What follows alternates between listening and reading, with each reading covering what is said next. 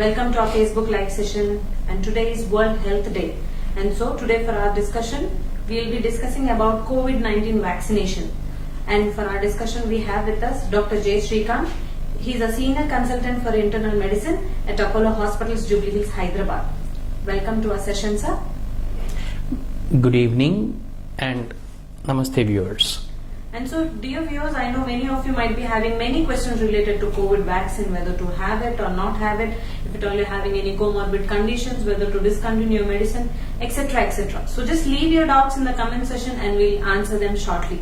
And so, sir, as a topic itself says COVID-19 vaccination. So please tell us the working mode of it. See, when you say that vaccination, it is nothing but introducing the infection in the ineffective form. The virus or the bacteria in general is introduced into the body in an ineffective form, either in combination with a substance known as a vector, and then once it enters the body, it generates an immune response. What's known as an antigen is the body which is introduced into the system, and antibody is the response of the human body to this infection. Once there is an antigen-antibody reaction, this fights out and ultimately develops the immunity. This is the concept of vaccination. It's an age-old concept, almost 150 to 200 years ago. And the present COVID infection, to tackle this, there is no medicine as such till now. And the entire world is depending on the so-called universal vaccination program. Thank you so much, sir. And as you are saying, entire world is under this vaccination program. I think we need to tell our viewers about the herd immunity. Yes, this is a very good question. Herd immunity is something which develops in the society once a section or at least a majority of the population is vaccinated. And India, in fact the entire world, is banking on this concept. We have taken earlier infections like rabies and then influenza and then hepatitis, and earlier in the past the chicken pox and smallpox. All these things, once there is a generalized immunization program, majority of the population is vaccinated, and people living in and around such type of people are going to be subclinically affected, but not a major serious illness will not be there for such type of people. So this is what is known as the herd immunity. Herd is a group of people. So if a section of people, around 60 to 70%, is immunized in a section of time, the rest of the people develop automatically the so-called infection in a much minor state. Thank you so much, sir. Sir, as you were saying that about herd immunity will help the entire community that they get the immunity so that the virus gets weakened and finally we can get rid of it. So, sir, in continuation to that, in order to get this herd immunity, we need vaccinations. And be it for any disease, such dreadful diseases, or any institution, they develop these vaccinations. So how does this development of vaccines happen, sir? Yeah. See, earlier we used to have a long drawn process. It used to take about 7 to 10 years. Not only the vaccinations, in fact, any drug which has to be released into the market used to take about 7 to 10 years. But now there is a totally different scenario. We are dealing with a pandemic, a worldwide sort of an infection which is spreading across and causing mortalities and morbidities, and the entire world is shaken. So we need to fast track our so-called investigations or the so-called trials. Usually the trials are conducted in a phased way. Phase 1, or in fact much earlier to that, we have what is known as a preclinical phase, which is largely done in animals. Phase 1, we have very small group of human beings which are subjected to this particular trial or administration of vaccine or drug for a limited period, and the side effects and other things are studied. Phase 2, larger group of people. Phase 3 involves much more, in fact more than 1,000, and it is spread across over a period of 1 to 2 years. So the present COVID vaccine is in the phase 3 trials for a certain group of vaccines. Thank you so much, sir. And sir, as we are just saying that we are in trials and usually it takes a lot of time. So how can we say that the effectiveness of the vaccine is up to the mark what we are expecting? Yeah, we have what is known as a regulatory body in different countries, and India also has a regulatory body. Emergency so-called certification is being given to certain companies based on the phase 2 studies and phase 3 studies, and based on this the so-called side effects, advantages, the number of people who are incorporated in the trials are all taken into consideration, and the molecule as such is studied, and the adjuvant, the so-called the extra substances which are being utilized, the type of manufacturing, all these things are taken into consideration before they issue this regulatory certification. So sir, who should be vaccinated? Because in India now we have certain age groups. So do you think that dividing people into that and giving vaccination, will that give results? I think full kudos and the things which have happened in India, I think full kudos to Honorable Prime Minister Modi ji, because he is the first person who has taken the first step of doing the vaccination or giving the vaccination to the healthcare workers, because they are the people who are the frontline soldiers who got affected, and despite losing their lives in few cases, they never shunned away from taking up these responsibilities, and these healthcare workers were given the prime importance. And next, I think the senior citizens who have multiple comorbid factors were also included, and after that now we have entered the phase 2 or phase 3 program, wherein you have people around 45 ready to be vaccinated. This program, I think this program got kick-started just few days ago, around April 1st, and very soon I would expect much more numbers because of the ongoing COVID second wave. So I think the cap would be taken off, and then we can see the vaccine being available to the common man. And sir, actually, as we mentioned saying that only people age group of above 45 years need to take vaccine. But still there are a lot of doubts around people thinking that should I take vaccine or not, because I'm using certain types of medicines, or I've undergone surgery, or I'm suffering with this problem. So many people have those doubts. So please tell us who shouldn't get vaccinated. Yeah, regarding who to be vaccinated, I am very clear.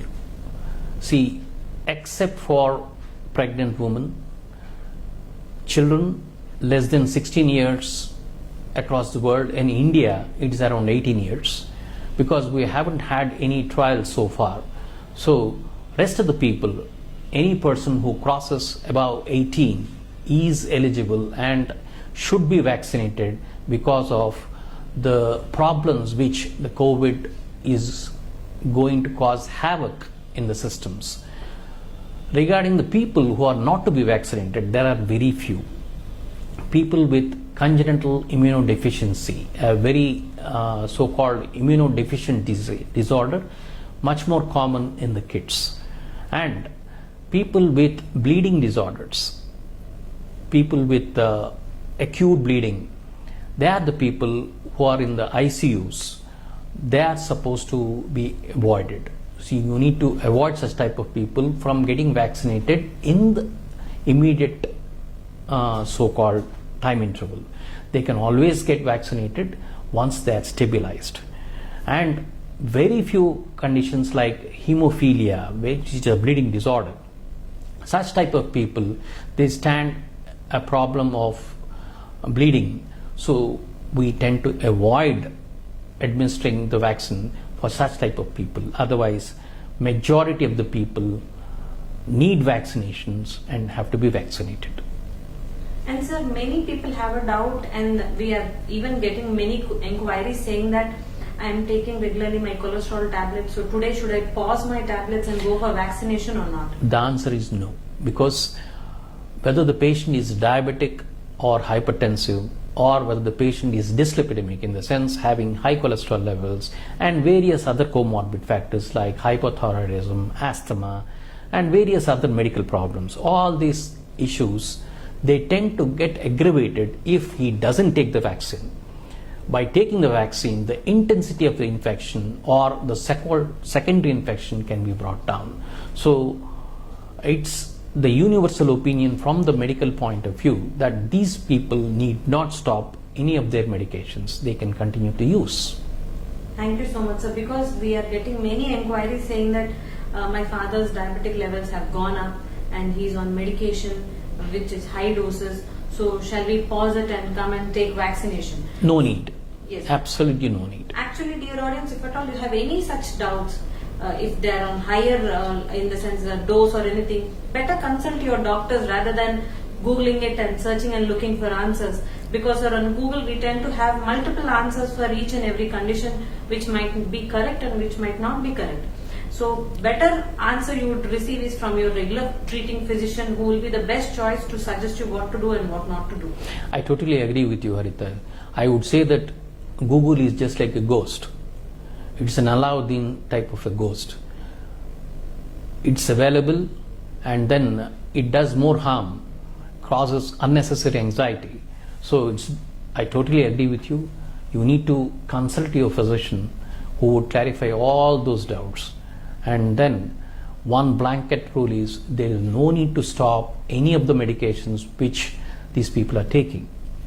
Thank you so much, sir. And sir, as we are talking about registration, so let's tell our public also about how do they access these vaccines, like the registration process and everything. Yeah, it's quite simple.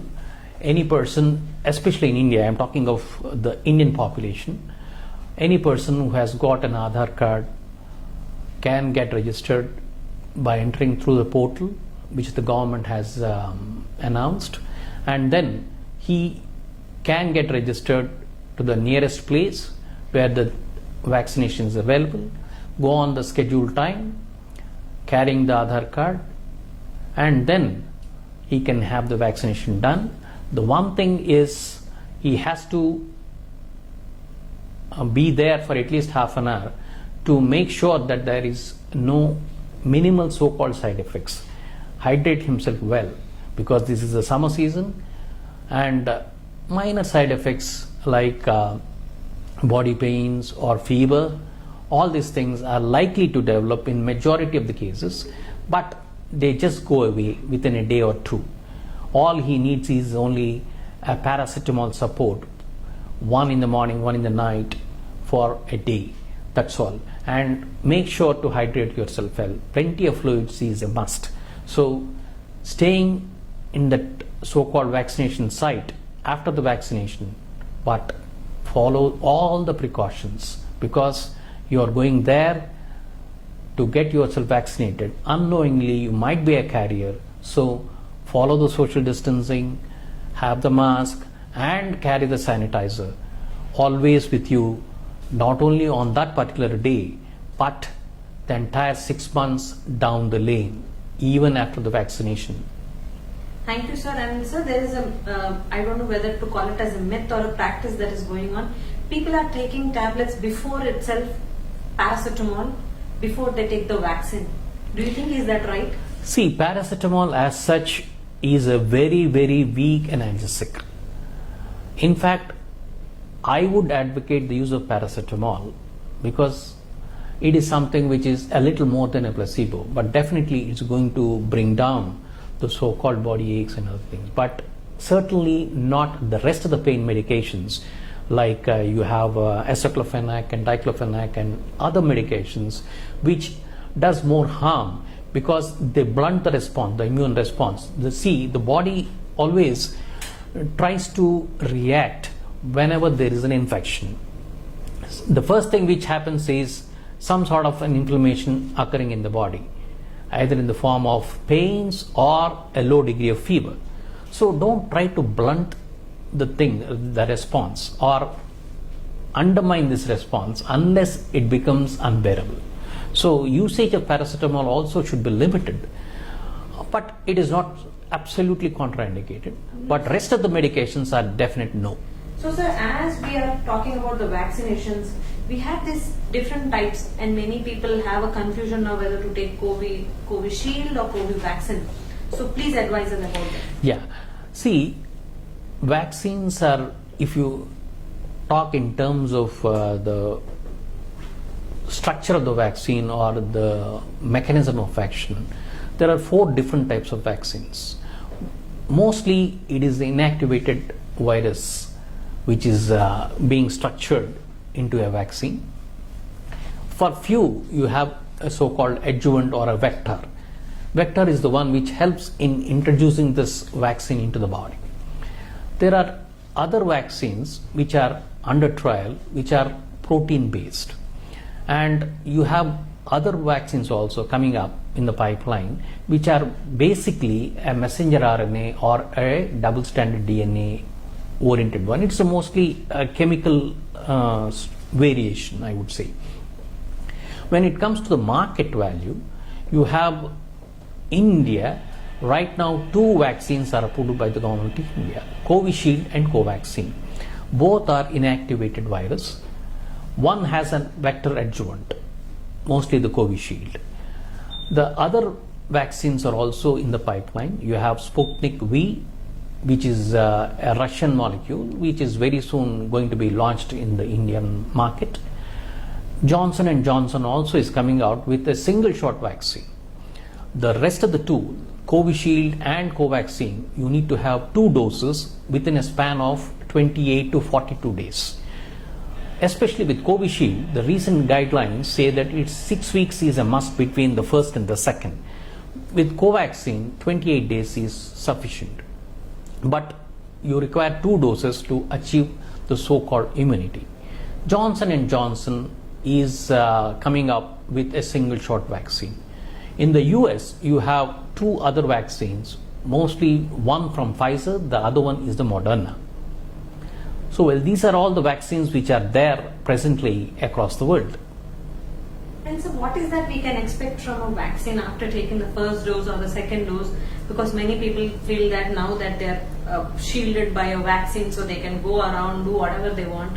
Please clarify those doubts. Yeah, this is something which all of us are facing right now, and this is what is known, I don't remember this proper noun, that is what's known, the Plenz effect or something. It's a sort of a psychological booster, but it's transient and temporary, and physicians like us, we warn that the immunity starts developing in a slow phased way. After the first shot, it takes about a week or 10 days for the immune response to start building up, but it's definitely incomplete. More so, it takes about 28 to 42 days, in the sense 4 to 6 weeks, for the second dose to be taken, and then the whole lot after that another 4 weeks. So to have a complete immunity, it takes about 8 to 10 weeks, or in fact 12 weeks also. And this immunity is going to last for about 6 to 9 months. So taking the first shot and then being trigger happy is something which is not going to last long, and there are always cases, in fact good number of cases, landing up into frank COVID infections after receiving the first shot. So this is something which people have to be aware of, and then continue to observe all the so-called universal precautions. Again, I repeat, sanitizers, usage of masks is a must, along with following the social distancing. Sir, actually there is one more doubt also for the people who are affected with COVID. So do they need to take this vaccine? During the process of the so-called COVID infection, if the person is in that so-called period of 1 week or the conventional 14 days to 17 days of infection, at that particular period of time, he has to avoid the so-called vaccination, because vaccination is nothing but introducing the infection in a modified way. The patient already has had the infection, so he is in the process of developing the immune response. So it is better to avoid taking the vaccine for at least 1 month from the day of the so-called convalescence. Say if it is 14 days or 17 days, at least 14 days from that particular period. Again, if the patient has received plasma during the process of the treatment, it is better he avoids the vaccination for at least 3 months or 90 days before he takes the shot. So it is always advisable, dear audience, if at all you are affected with COVID infection, so please seek medical help from your doctors and then on their prescription itself take the vaccine. Don't feel hesitant, but as Sir said, it is good to take vaccine but at due intervals. Perfect. After maintaining certain gaps. So sir, as we were talking about the medicines and all, so that people need not stop and all. So sir, there are certain types of drugs which if at all people take, they shouldn't be taking vaccinated. So please tell us about those drugs if at all they are taken. Majority of the drugs can be taken, but there are doubts expressed, though there is no evidence. This is pertaining to the use of alcohol. Alcohol again blunts the immune response. This is a well-known fact.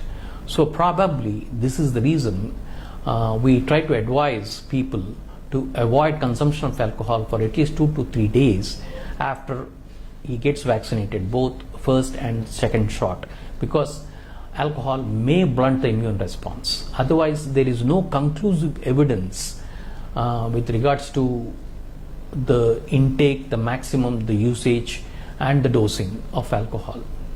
Other than that, I don't foresee any drugs getting contraindicated. So sir, as now again slowly we are seeing a hike in the COVID cases in India. In the last 24 hours there were more than 1 lakh cases being there. You think just because people are not following the basic mandatory rules, that is why the cases are on a rise, or there could be any other underlying conditions or aspects? This is again a concern which from the medical fraternity all of us are facing, and then this has to be both, in the sense negligence, the so-called psychological booster after the first shot, and thinking or imagining that vaccination would be the final answer. Well, this is pertaining to the vaccine, but there is a large section of people, especially the youth between 21 and 40, who are getting affected this time during the second wave. They are not in the phase of vaccination, and they started working, going out, and not following the social norms of social distancing and not wearing the masks.